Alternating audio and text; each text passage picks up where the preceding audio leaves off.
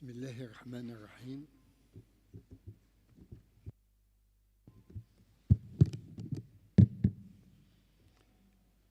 بسم الله الرحمن الرحيم، والصلاة والسلام على سيدنا محمد خاتم الأنبياء والمرسلين.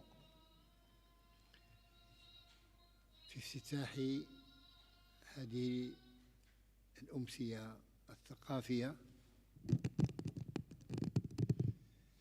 أود أن أعطي الكلمة للأستاذ أمين السر الدائم لأكاديمية المملكة المغربية، فليتفضل.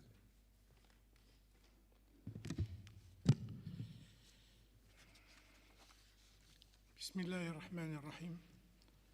السادة أعضاء أكاديمية المملكة المغربية، حضرات السيدات والسادة، حضرة الأستاذ المحاضر محمد بنعبود، أسعد الله مساءكم، والسلام عليكم ورحمة الله تعالى وبركاته. يسعدني بداءة أن أرحب بكم جميعا في هذه المحاضرة التي سيلقيها مشكورا الأستاذ الدكتور محمد بنعبود في موضوع يتعلق بالمجال الحضاري في البحر الأبيض المتوسط. هذا الموضوع الذي يندرج في سياق الانشغال الاستراتيجي الذي يحتل الأولوية في خطط العهد الجديد من تاريخ الإشعاع الفكري الأكاديمية، وخاصة بعد إقرار الهيكلة الجديدة المنفتحة على القضايا والتساؤلات الحضارية الكبرى المسترشدة بالتوجهات الملكية السامية لراعي الأكاديمية صاحب الجلالة الملك محمد السادس حفظه الله. حضرات السيدات والسادة، افتتاحا على التيارات الثقافية والتجارب التنموية التي عرفتها المجتمعات الإنسانية في مختلف مراحل تطورها، ووعيا بما تختزنه الجغرافيا التاريخية للبحر الأبيض المتوسط من خصوصية وعطاءات وتجلي للروافد المغذية للعبقريات البشرية التي أسهمت في التقدم الإنساني. نظمت أكاديمية المملكة المغربية منذ انطلاقتها الجديدة دوراتها حول إفريقيا وأمريكا وآسيا أفقا للتفكير، تعزيزاً للمشترك الإنساني وتعميقاً للحوار المحترم للتنوع والاختلاف بين الثقافات والحضارات والديانات. وفي هذا المنحى الاستشرافي ستعقد أكاديمية المملكة المغربية دورتها 47 حول موضوع البحر الأبيض المتوسط أفقاً للتفكير، وعياً منا بأن هذا الفضاء الذي سماه العرب قديماً بحر الروم والبحر الشامي، وسماه آخرون بالبحر الإفريقي والبحر المتوسط الأوروبي، ليس مجرد مساحات مائية شاسعة تسكن على ضفافها مجتمعات إفريقية وأوروبية وعربية، بل وهو إلى جانب ذلك منزل للديانات السماوية الثلاث: الإسلام والمسيحية واليهودية، ومنبت لحضارات إنسانية كالحضارة البابلية والأشورية والمصرية والإغريقية والفارسية والرومانية والإسلامية والغربية، لحد اعتبره البعض بهذا الغنى الحضاري مركز العالم.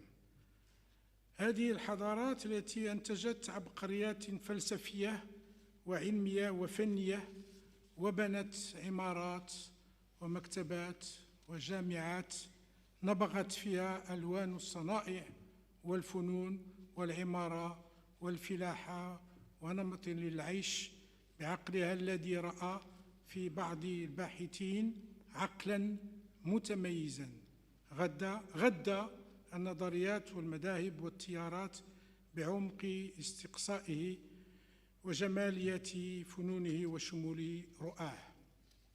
حضرات السيدات والسادة، إن حضارة البحر الأبيض المتوسط التي يعود تاريخها إلى أزيد من 9000 عام قبل الميلاد، والتي تتميز بتنوعها العرقي والبيئي واللغوي والديني والثقافي، لهي كتاب مسطور وعمران منظور تستحق منا المنظرين الاستراتيجيين وبناة الحضارات أن يقفوا متأملين فيما حملته معابرها للخبرات والتجارب وممراته للثقافة والحضارات، وما نقلته قنطرتها من غنى في الثقافة والخبرات الإنسانية، أسهمت بها في تكوين الحضارة التي تسكننا ونسكن فيها.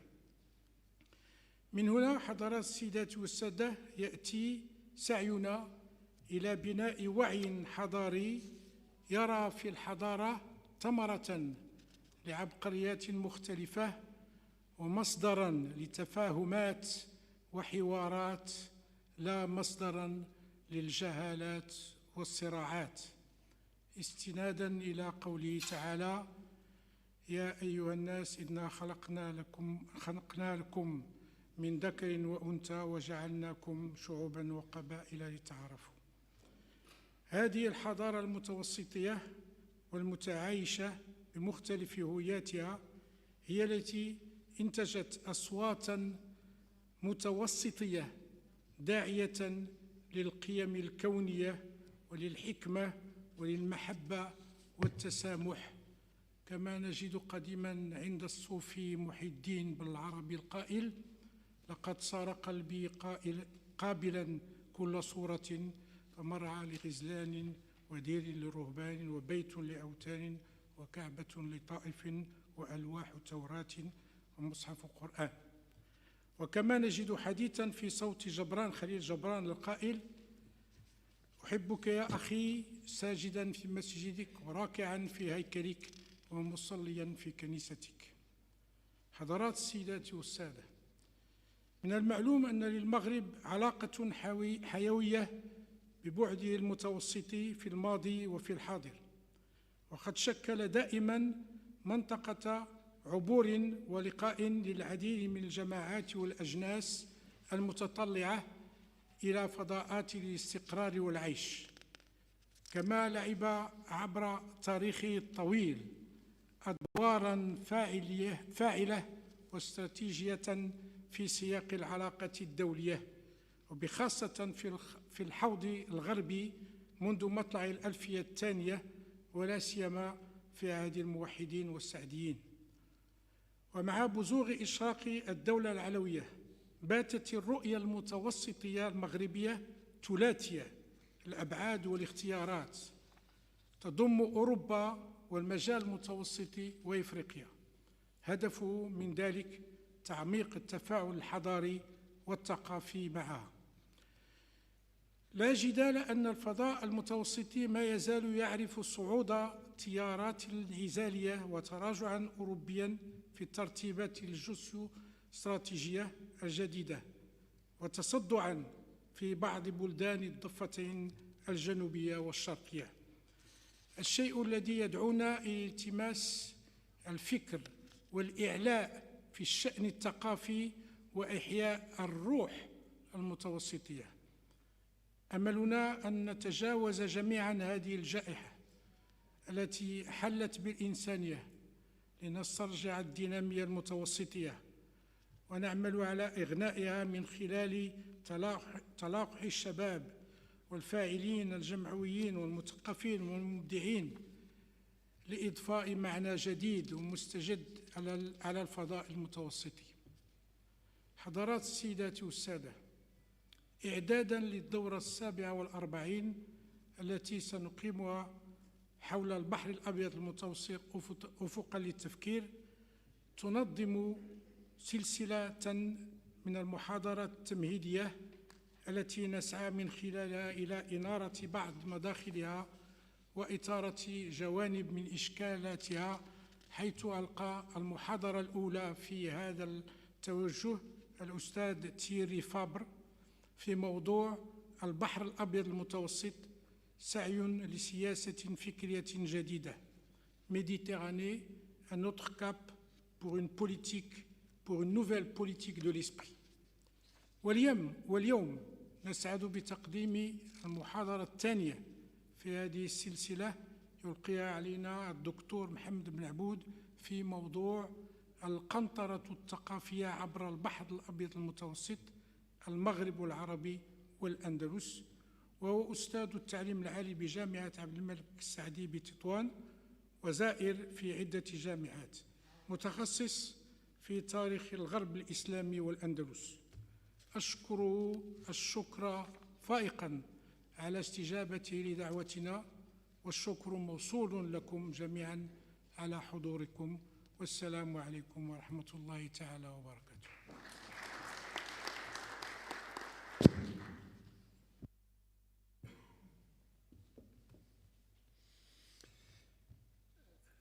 بعد هذه الكلمة التقديمية للأستاذ أمين السير الدائم،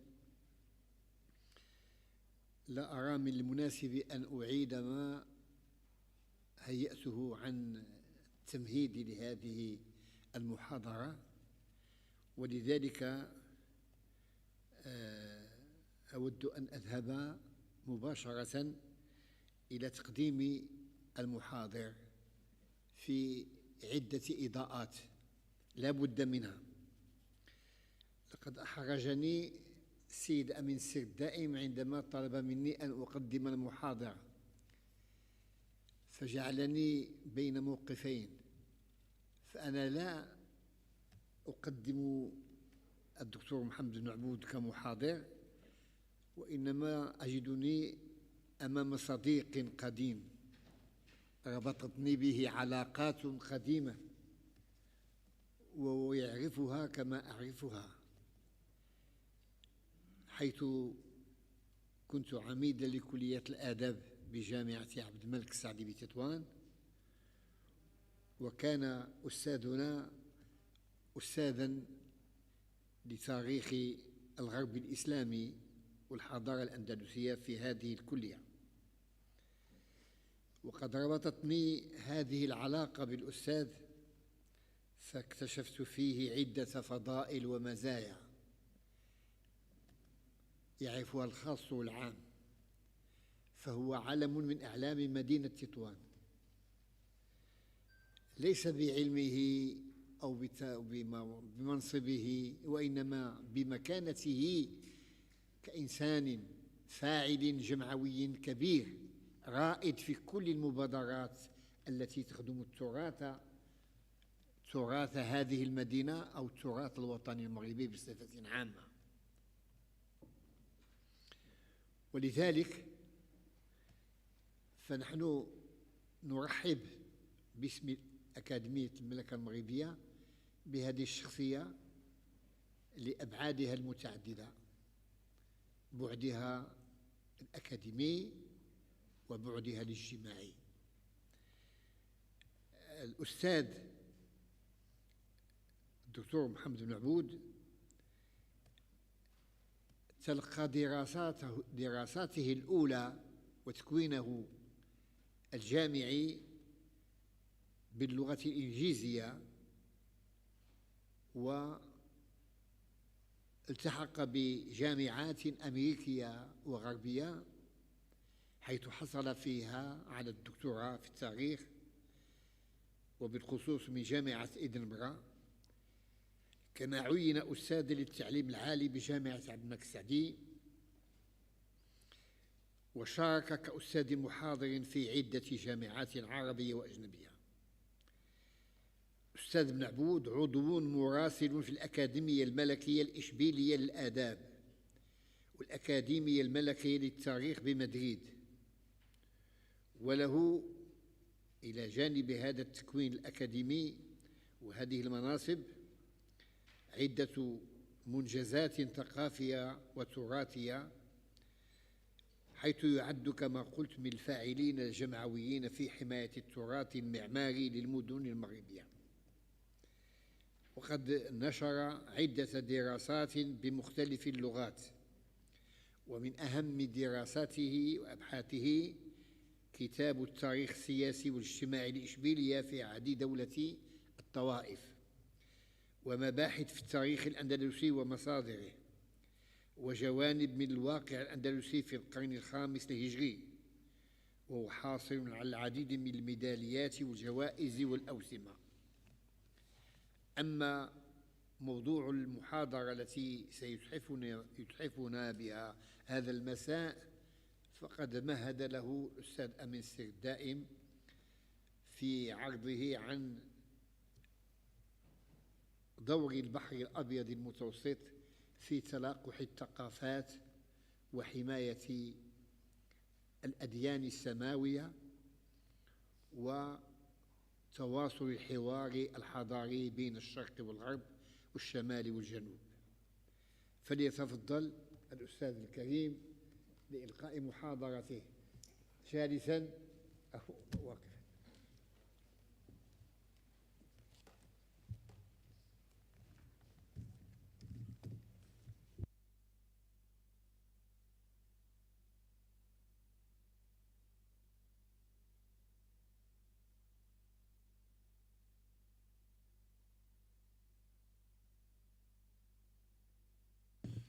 سيداتي وسادتي، السلام عليكم. يسعدني جدا جدا أن ألقي هذه المحاضرة على هذا الجمهور المحترم. أريد أولا أن أشكر الأكاديمية الملكية على هذا التشريف، على هذا التكريم، وعلى هذه الدعوة لإلقاء هذه المحاضرة حول الروابط الثقافية بين الأندلس والمغرب العربي. وأشكر على وجه الخصوص أمين سر الأكاديمية المملكة المغربية الأستاذ عبد الجليل الحجمري، الذي كنت ألتقي به في إدارتي بالرباط، الدكتور بن عبد الجليل. وهذا كان ذكره باش نتفكروا هذا الرجل الفاضل اللي كان رئيس الجامعة محمد الخامس. وأشكر أيضا الأستاذ مصطفى الزباغ على التعب لتهيئ جميع الظروف. وأنا أشعر بسعادة كبيرة بالتقديم للدكتور محمد الكتاني. أنا كنت رئيسا لشعبة التاريخ في تطوان وهو كان العميد، فنظمنا أنشطة كثيرة جدا. وفي الواقع أرى أوجه أعرف بعضها ولا أعرف الآخر، ولكن هنا أشخاص عزاز عليا. الأستاذ بوزينب عام 82 لأول مرة شاركنا في واحد الندوة حول الموريسكيين في تونس. وكاين بعض الناس نسيتهم في حال سي حمزة الكتاني، كنشوف فيه كنقول هذا كنعرف هذا السيد هذا، بقيت كنحقق عاد تذكرت. وكاين بعض الناس الأعضاء الحكومة يعني كنشوفوهم غير عن بعد أو كنسمعوا عليهم. وكاين عدد من العلماء اللي موجودين أعضاء شخصيات بارزة. فأنا كنشعر بواحد التشريف كبير يعني في البلاد ديالي، في الأكاديمية الملكية وجلالة الملك. يعني عندنا عزيز في تطوان منذ زيارة الأولى 2002، وكذا عام خصوصا الترميم مدينة تطوان العتيقة المصنفة ضمن التراث العالمي. ولكن أنا يعني كنتمنى لو كانت المشاريع للترميم المغرب كله، بعض المشاريع يعني تكون فيها واحد إعادة النظر، يعني يعطيو واحد الوزن للمجتمع المدني. هذا دابا خارج على الموضوع، ما خصناش نخرجوا على الموضوع.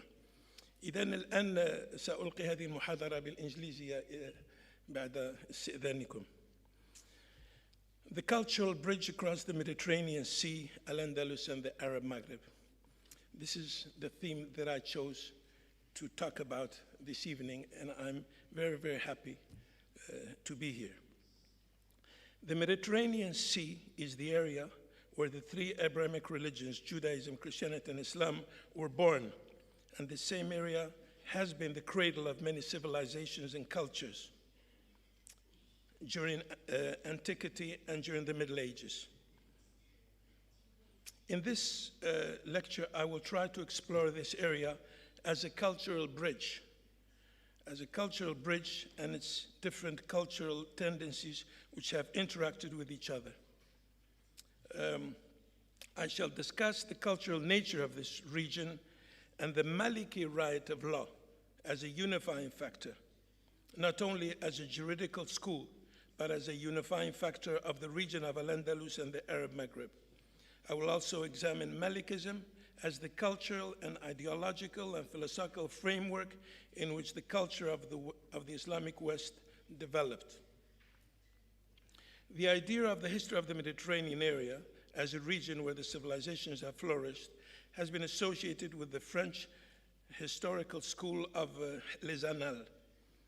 This school has been promoted by its founding fathers, by France's leading medievalists, such as Lucien Lefebvre, Marc Bloch, and Fernand Braudel. The latter's classic work, La Méditerranée et le monde méditerranéen, is perhaps the most famous. There were many others before and after them, but the strength of this school is perhaps that it attracted and was inspired by scholars from a variety of disciplines, such as sociology, geography, law, philosophy, economics, and the history of ideas. I shall skip many parts because I don't want to, I want to respect my time. Many approaches have been associated with the Mediterranean history. Sociological, anthropological, and post-colonial histories, as well as linguistics, are just some of them. In the end, history is the same, but it can be approached from different perspectives and angles, ranging from local approaches to global approaches. More than a representation of a particular historical tradition, the Mediterranean approach could perhaps be considered as having been characterized by the questioning of previous approaches in search of new ones. Global approaches and area studies are two ways of formulating history. Each can only project part of this history, and this includes the history of the Mediterranean. Documentation will remain the basis of any historiography, no matter what we choose to call it. This historical tradition has spread among many French and French-speaking historians in the Maghrib, yet it has also echoed strongly among historians of other countries like Germany, where Professor Bernd Thum of the University of Karlsruhe created a foundation, the Mittelmeerraum-Stiftung. I have been learning German over the past 10 years, and it has been a new experience, and I'm 70, and I asked myself 10 years ago, can I learn my fifth language? And I have learned it to the intermediate 2 level, but I couldn't go further. The idea of the Mediterranean area as a coherent cultural area has attracted many cultural historians, but it has also been sharply criticized and rejected by others. Some historians have rejected this approach based on the argument that it does not study the specific areas and themes profoundly, while others consider that the general comprehensive framework presents the historical picture as a whole in its entirety rather than being limited to parts or pieces of the entire picture in its geographical and temporal context. The problem is therefore a methodological nature. But despite these criticisms, I think that this has been a very successful tendency. And I think it's the most important, the French tendency to stress the Mediterranean as a coherent area. There are 2 important dimensions of the history and culture of the Mediterranean area that we should identify and distinguish. The first is the historical reality of this area as it developed, as well as the historical traces it has left. The second is the reconstruction and perception of this history among historians of different traditions and orientations. I shall try to include them both in my approach. The waters of the Mediterranean Sea separate Al Andalus and the Maghrib, but they have been in many ways interrelated. What may appear as contradictions form part of the history of the Islamic West. The history of the Mediterranean area is full of contradictions, which must be accepted as part of the historical reality, because it is the task of the historian to study history as it was, not as he would like it to have been. So the problem of the concepts presents itself. There's war and there's peace, and they have coexisted and complemented each other. War does not last forever, and neither does peace. I would approach the problem in terms of a cycle of war and peace. I would depart from the consideration that the historical reality in both Al Andalus and the Maghreb has known contradictory situations throughout their history. So one does not deny the other.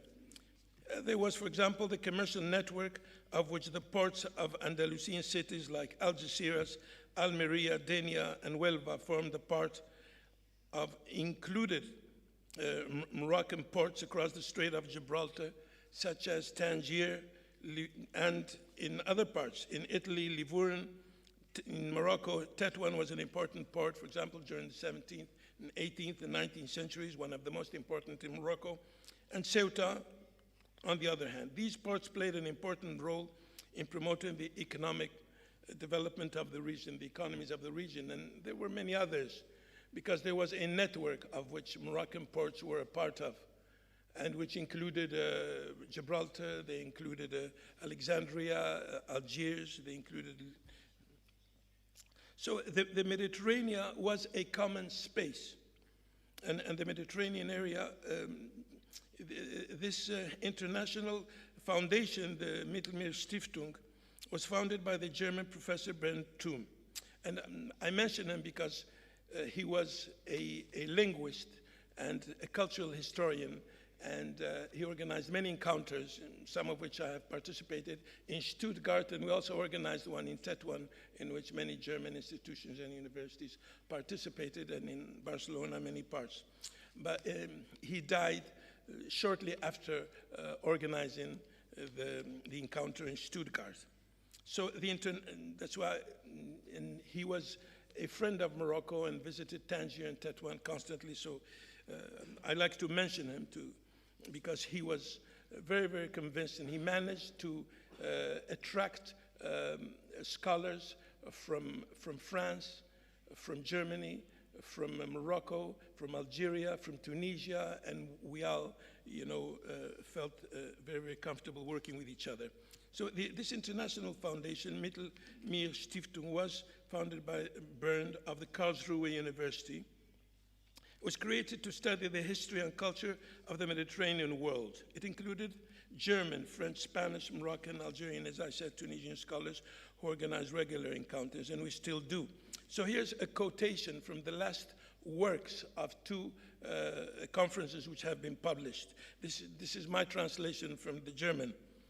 The Stiftung Wissenraum Europa Mittelmeer, WEM, sees the Euro-Mediterranean space as a dynamic network of relationships in the past, present, and future. This network of relationships is drawn from political and economic history, but not exclusively from the negative aspects of slavery and colonialism. A network of relationships was created throughout a long, reciprocal, intellectual, and artistic confrontation, along contact between languages, mobility and migration, and common needs for joint development, not to forget education. And in another part, he adds, a just policy also includes a partially common multilateral policy on cultural heritage. The aim of such a policy is to contribute to the creation of a common Euro-Afro-Mediterranean knowledge space. So his vision was looked towards the future. And then at another point, he criticizes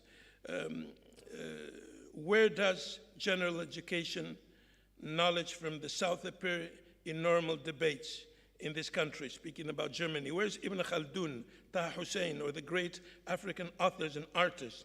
Where are the emblematic places that illustrate the connection between cultures and their great personalities without damaging classic spaces of memory.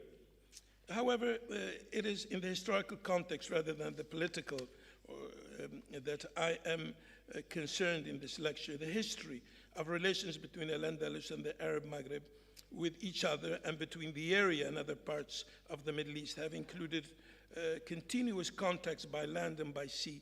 Examples, there are many examples in different areas. They are abundant. This spiritual context also led to a variety of different types. There was, for example, the Hajj. They crossed this Mediterranean area throughout the Middle Ages. Scholars visited each other in different countries. Merchants contacted each other for trade. So during the medieval period, a commercial network of ports developed across the Mediterranean Sea, such as I said, Algeciras, and Donnée in Al Andalus, Ceuta, Mehdia and Algiers in the Maghreb, Alexandria in Egypt, in Turkey, Italy. At the cultural level, it is the exchange of ideas across the Mediterranean between Al Andalus and the Arab Maghreb and the Islamic world that is most fascinating. Al Andalus and the Maghreb adopted Islam and the Arabic language so that communication between scholars flourished. Arabic language was the language of culture. The Maliki riot also united this area because Malikism developed first in Qayrawan and then in Al Andalus and certainly in Morocco. And I can cite many, many examples. Al-Qadi'iyat, for example, from Morocco. Modern historiography reflects our perception of our past. The reader's concept of history is forged by historians. Historical concepts of history consist of the narration or description or analysis of the past events and historical phenomenon, as well as their interpretation. Interpretation is fundamental for historiography. And I have said many things in this conference, but there are many, many more that I did not include and which either I have studied in the past or could be studied in the future. You cannot include everything. The history of Al Andalus and the Maghreb is no exception. This historiography has been enriched by applying modern historical methods and techniques. The discovery of new historical sources greatly increased our knowledge of the history of the Mediterranean world. The discovery of documentation new changes everything. For example, I have come across this for the colonial period, Spanish archives, the Varela archives, and I wrote 2 papers on the historical journey of His Majesty Sultan Muhammad V to Tangier. And there's more information about how he organized his trip than I'm sure you will find in the Moroccan archives. And I've published an article on his famous speech and trip, how it was organized, and as well of Princess Lalla Aisha. Anyway, this is not the place to discuss this, but new historical sources and methods like the quantitative approach, which relies on the application of computer science and statistics to study historical themes, have changed our interpretation and concepts of the history of the Maghreb. There's Uvois Dominique's famous Le Monde des Oulémas, in which he applied this approach, the quantitative approach, to the scholars of Al Andalus during the 11th century. But scholars who have attracted to this field include also politicians, linguists, sociologists, anthropologists, and television journalists. Al Andalus, you find it everywhere. So there's a difference between the history of Al Andalus and the perception of this history, the notion of this history, and how it has been interpreted by the historians. So the idea of the bridge of ideas across the Mediterranean is very, very important. In the Spanish Académie of Seville, my speech was on el pensamiento andalusí en el siglo XI. Just this century was a period of political unrest and conflict, economic regression, and social unrest, but it was an extraordinary period of ideas, the development of ideas. Anyway, I can't repeat what I wrote there, but methodology was very, very highly developed in Al Andalus in many, many fields, including the scientific fields and the literary fields. There is a common denominator in the area of Al Andalus and the Maghrib that is part of the cultural bridge across the Mediterranean. This term for me is very useful, the cultural bridge across the Mediterranean Sea, because you can include so many things, and there's so many more things to include. We should be aware of the difference between historical reality and the perceptions that historians may project of that reality. This applies as much to the medieval period, which is my field of specialization, especially the history of Al Andalus during the 11th century. Of course, it is part very related to the history of Morocco, because that was the period of the Moravids. So this applies as much to the medieval period as we are concerned with as it does to the later periods. And it cannot be denied. It is a fact that the unifying historical factors have been decisive in the history of the Mediterranean, and especially Morocco and the Maghrib. It is a fact that Islam has marked the two Mediterranean areas across the Strait of Gibraltar from the 2nd century of the Hijrah. Well, scholars, for example, Ibn Khaldun, his family he was originally from Seville. He was born in Tunis. He lived and wrote part of it, his Muqaddimah in Algeria, and he was in Marrakesh as well. And then he returned to Al Andalus. So it was one area, There were no passports, no frontiers that were closed. The second unifying factor has been the Arabic language. I think this is very, very important as well. It is very important because a language is not only a means of transmission of ideas, but it is an expression of ideas. And it has definitely been, all the primary sources in Al Andalus are in Arabic. Spaniards don't understand that, because Spanish was not just this little observation. In the 11th century, the Arabic language was very highly developed, and I can cite dozens and dozens of original works in Arabic. Ibn Bassam al-Shantarini, the historians, geographers, and the Spanish language was not written. Look, the Primera Crónica General de España, the first general chronicle of Spain, was not compiled until the 13th century. And there are about 3 or 4 primary sources in Spanish for the 11th century. And there are very, very rich documentation of primary sources in Arabic.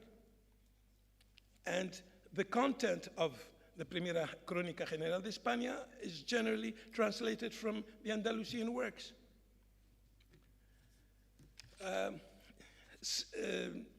Castile, the kingdom of Leon and Castile during the 11th century was very powerful militarily.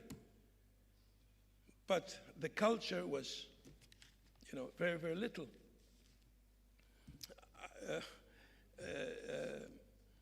Whereas Al Andalus, I like to compare it with the Greek philosophy for the West.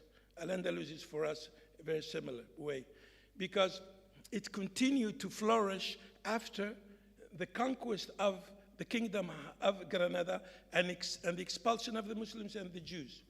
For example, I come from Tetuan, and to take a very simple example, the zulej, the tiles of Tetuan, they are from Al Andalus. I compare them with the zulej of the Alhambra and of the Reales Alcazares of Seville. And they continue to develop in new ways. The houses, I carried out a project with the University of Granada. We studied about more than 100 houses in Tetuan, and they published a very interesting catalog which we presented in Granada and in Tetuan. And the houses are Andalusian, and they are extraordinarily, there's a big variety from one century to another. There's a big variety during the same century.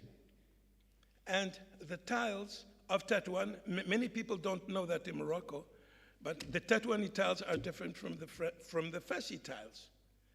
And they are becoming extinct because they're so expensive to fabricate. We managed to create a little association that makes them, and we have restored many houses. Because, and these are some of the things that those in charge of the restoration projects do not take into consideration. They have a lot of money. The Royal Project for the restoration of the Medinas of Morocco, huge quantities for Fez, Marrakesh, Meknes, Rabat, Saleh, foundations, a lot of money, too much money, I think, because restoration demands, you know, specialists. And there's some fantastic examples in Spain, in Antequera, for example. 10 people have restored the whole city, but over a period of 30 years with different financial resources. Here, the money becomes the objective sometimes. But anyway, the architecture is very rich. The traditional arts are very rich. And we have done our best to publish a lot about these things. And my interactive CD-ROMs of Tetuan, Saleh, Chaouen, you know, several cities, they could be made for other cities as well. There's no, the best. Here, I cannot be humble.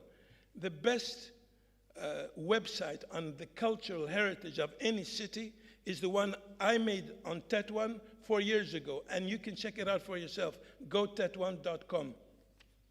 You know, with little money, you can do many things. I believe in depending on your own self. The CD-ROMs we made in 8 languages for the traditional arts of Tetuan. We didn't ask for any subsidies, and it was the members of the Tetuan Asmir Association who participated in it at every level, and the Japanese as well. The continuous contact between the remote region constitute an important dimension here, because you know, the Maghrib and Al Andalus, there's constant contact by sea and by land, as well as inland. So there are many religious factors like the Hajj. I mean, in the travel accounts, for example, Az-Zayani or Ibn Uthman al-Maknasi, they traveled by sea to Constantinople. Then they went to Palestine, and he describes Jerusalem. Both of them do. And then they go to the Arabian Peninsula. You know, Az-Zayani had to spend 40 days aboard the ship because they wouldn't let him off in Tunis because there was a plague, you know. So the quarantine. So there are many unifying factors that could be summed up as elements of the cultural heritage and as the mark of the cultural identity, of our cultural identity as well. Political, social, cultural, and human elements have been at work to give this wide region a common identity mark. This historical tendency is perhaps best reflected in Abdurrahman ibn Khaldun, as I said. His Muqaddimah is just extraordinary. I have a whole page or two that I would skip here. But the multidisciplinary approach and the innovation is worth studying. But then there are other modern scholars. For example, Al-Qabli, in his work on this region, stresses the unifying factors, I think, especially the political and religious factors, to create a common tendency in the region. Abdullah al-Arwi is another historian and philosopher of history who has been impressed, certainly strongly marked by Ibn Khaldun in his Histoire du Maghreb, essay de synthèse. I happened to be present when it was presented. Al-Fassi presented it at the Faculty of around 1970-71 at the Faculty of Letters. And I was very proud that a Moroccan wrote such a book about the history of the Maghreb, because history is part of our identity. But he's a philosopher of history. Then we have Muhammad al-Mannouni, the marvelous man, the marvelous Sufi, the marvelous historian, and the best specialist on the manuscripts of the history of the Maghreb. I had the great pleasure to be his friend. Even I was the age of his son during the 70s when I spent 11 years in Rabat. But he's a marvelous man, and his work published on the Arabic sources for the history of Morocco is a reference book.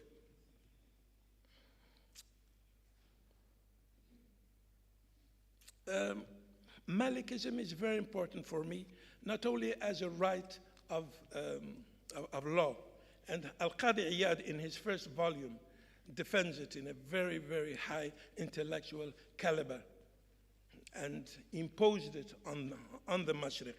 And that was a unifying factor, not only during the Almoravid period, but, you know, I mean, it has played an important part in the history of the Alawis as well. And the scholars of Al Andalus and the Maghrib were mostly Malikis, except for some exceptions like Ibn Hazm. And Malikism, you have a certain literary genre which is called fiqh al-nawazil. And there you can see that it's a fantastic source for the history, economic and social history of Al Andalus and the Maghrib. And Malikism was able to adapt to the new social conditions in this area. That's why it lasted for so long. And it was supported by it was the official right sometimes, like the Almoravids, but it had a strong popular roots. And that's the source of its success.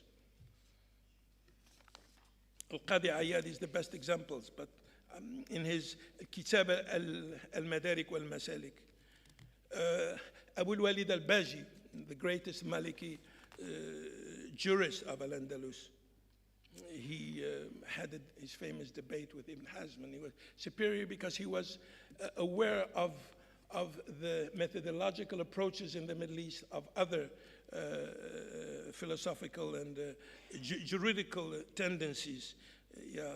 So this right found fertile grounds to develop in both Al-Andalus and Morocco, so it is definitely a unifying factor.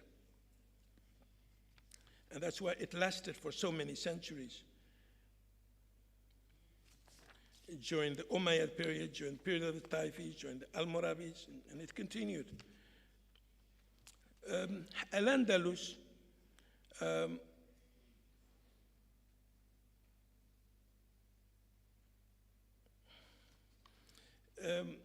was very important, but it was very closely linked to Morocco and the Maghreb. For example, in the Almoravid period, they were one state. The Almoravids had their capital in Marrakesh, which they founded, and Seville. Same thing with the Almohads. So it was one area, one state, one educational system, one social system. There were the same minorities in Al-Andalus as there were in the Maghreb. Of course, the most important were the Christian and the Jewish minorities, but there were others. The Mozarabs, for example, were Christians who adopted the Arabic language and the Andalusian culture. Then you had the Mudechars, and then, you know, so you had many different minorities and of ethnic backgrounds, Amazigh, Arab, African, a mixture. You had Moroccan Amazigh rulers who ruled in Al-Andalus, like the Taifa, you know, the memoirs of Abdullah ibn Buluqin al-Ziri, Kitab Tibyan. He ruled Granada. His grandfather could hardly speak Arabic. He was an Amazigh from Morocco. And then in one generation, he could write a unique historical source, which has been translated into English, French, Spanish.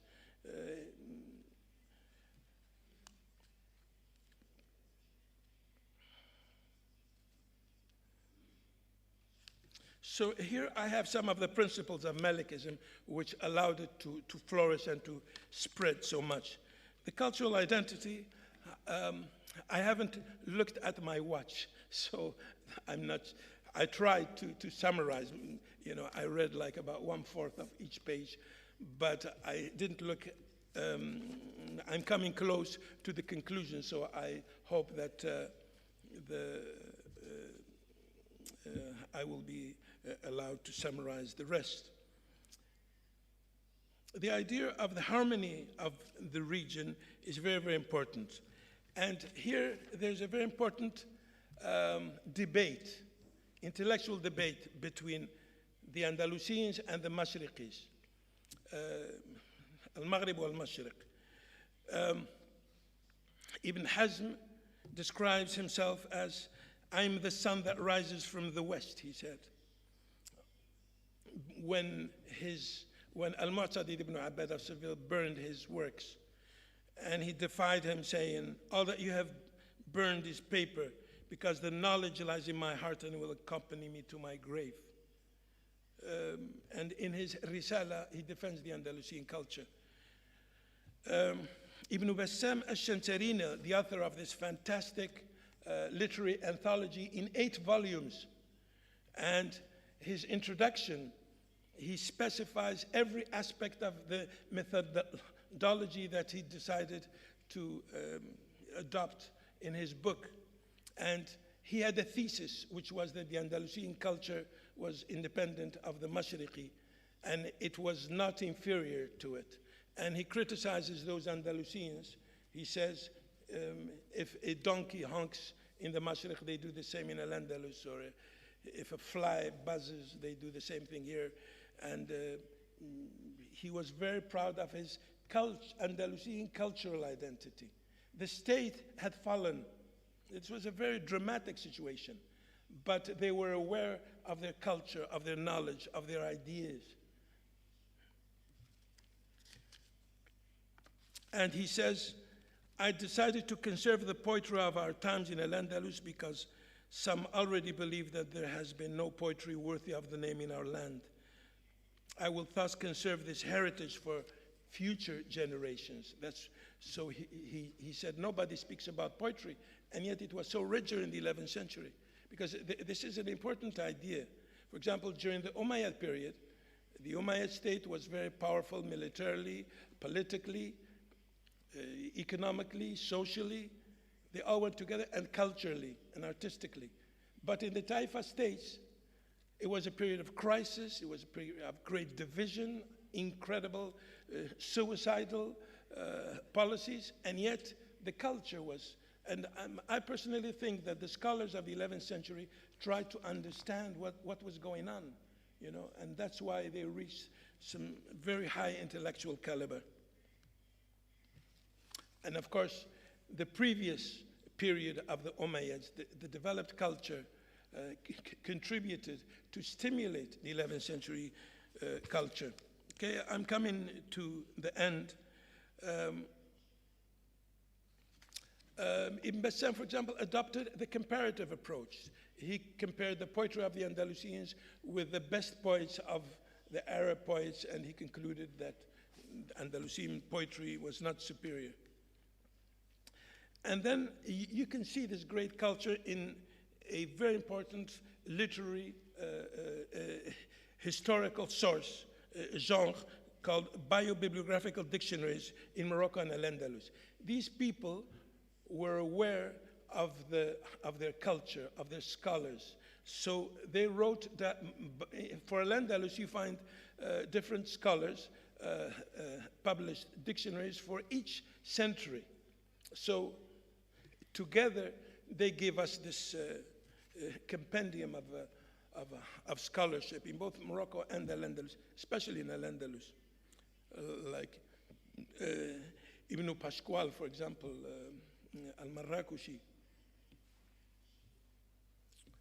But the example I like to cite is Ibn Khaldun, because he was really exceptional. Many of them suffered a lot, like Lisan Din Bil Khatib, for political reasons. They were imprisoned and sometimes killed when the regimes changed, and they were caught in the middle. But their intellectual contribution has been unequaled, and it's manifested in the enormous documentation on this subject. Al Andalus was far more productive than the Christian kingdoms in northern Spain, whom they considered as very, very underdeveloped. And Andalusian historiography developed first. The intellectual caliber was superior, and the impact it had in the Iberian Peninsula and on many regions of the Maghrib and beyond was profound. The Maghrib followed Al Andalus. I like to, if you read Al Mannuni's two-volume work on the Moroccan Arabic sources, you find that they began to appear during the Almoravid period. Why?